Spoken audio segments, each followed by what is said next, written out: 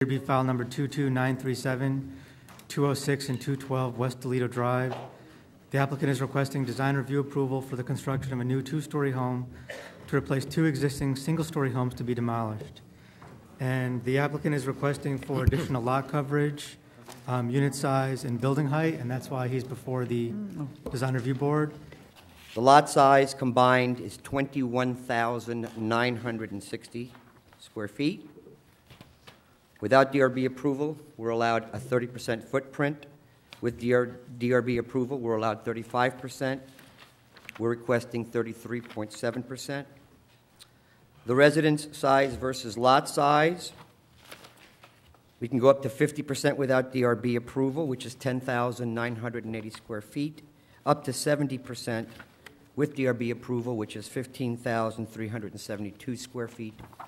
We're asking the DRB for an increase of only 4.2% to 11,906 square feet, and asked that the height be considered at 31 feet 6 inches. 30 feet is allowed without DRB approval. 33 feet is allowed with DRB approval. So what's existing there right now, which was built back in the day, can't be compared to what's being constructed now. I moved in this house in year 1977. I believe living there. I have invested several $1,000s in remodeling the house. I feel that this big house next to me on two lots is too big and out of place. The view I have from my house is a fantastic view, but now in this diagram, which I have seen the plan, there is a cabana that will block some of my view of downtown that it shouldn't be. I am very much concerned that the value of my house will be dropped. After I have invested in my house more than $300,000 on the remodeling and all being by the approval of the city of Miami Beach and all under the law. I am very much concerned about that. I think that the house is a youth house completely out of place in the island. Has not been any house as big as this one in all the island there. I guess the code allows, obviously you can join two properties. You can join three, you can join four. There's really no limit right now in the code that limits, and then you basically fall under the restrictions of the square footage of the lot, basically as far as the height and the coverage and all that stuff. That's correct. Okay. I don't know where we need to go as a city now to maybe implement some tighter restrictions if we don't want to get to all of the houses being like this, because I mean nobody's going to argue it's a gorgeous house. You know, the problem is it meant for Toledo Island, where none of the houses are at this scale line. I mean, I agree with you, Leslie. I mean, this is an issue where our sort of our ability is limited, and I think anybody that lives in Miami Beach that has been seeing what's been coming in front of our board and the Historic Preservation Board, I mean, these are substantial conditions that are in the laws right now in the city and the code, and if you're not satisfied with what's happening, because I'll tell you what the future of these islands is going to be. I mean, we see it here. You're going to see more and more people buying 2 lots, 3 lots next to each other. You have some of the best views in town from these corners.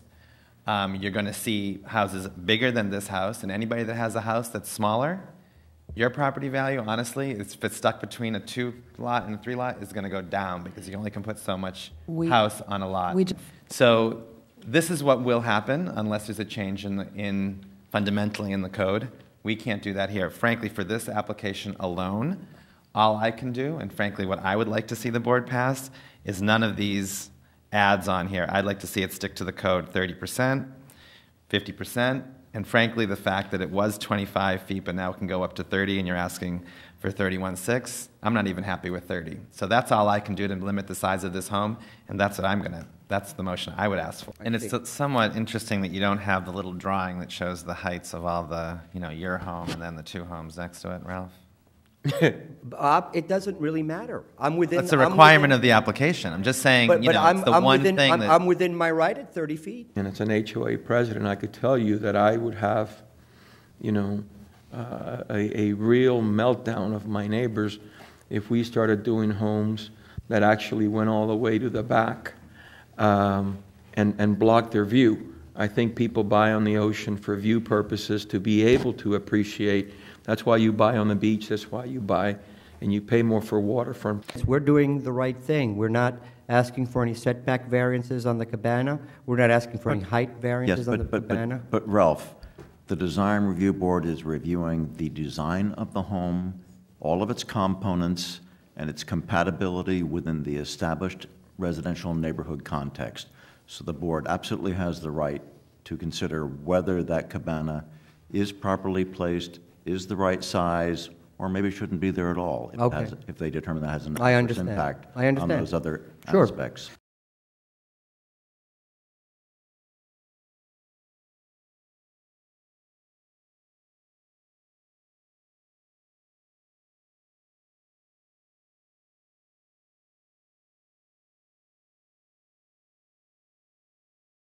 I'd like to propose the following.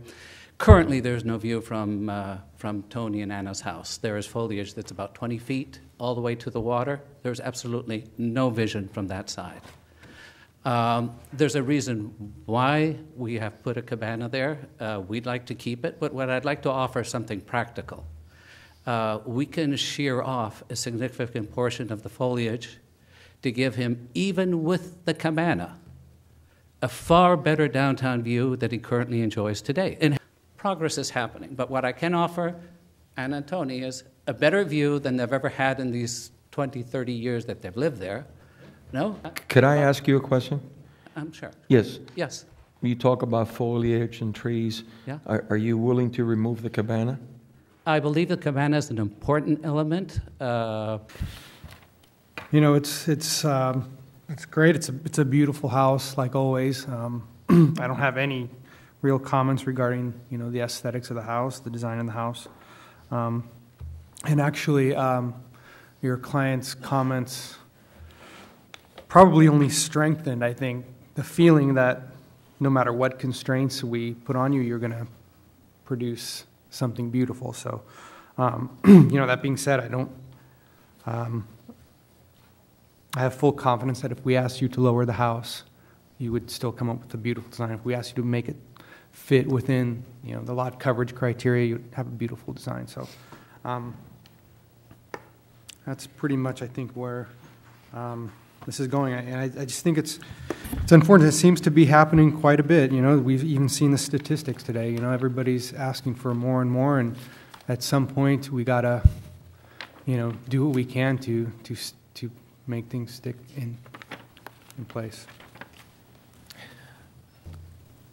I don't know how the board. Can I get feels a sampling of what the board's vote would be to allow us to allow our request with the exception of lowering the roof to 30 feet? What would the board's response be to that? I'm not going to vote for it. Anybody else not voting for it? You're I'm not voting going to for it. vote for it. So I wouldn't pass, right? You need 4 yeses. Yeah, so I wouldn't get 4 yeses. Doesn't But if look I like wanted that. to build an 11,000 square foot home, instead of 11,900, I could. And I could keep my cabana height, and I Right. could keep everything else in the house, a full roof used and everything, You'd be- without you- DRB restrictions. The lot You coverage. would be you have to reducing the lot reduce, coverage too. by 812 That's square very, feet. very easily done. And To reducing- 30%. And reducing the unit size by approximately 926 square feet. Exactly, which is And you really would, nothing. and you would only And have there's 10 something- and a half. And the neighbors could have gotten something in return. Now they get nothing, and an 11,000 square foot house. So I formally withdraw the application. Thank you.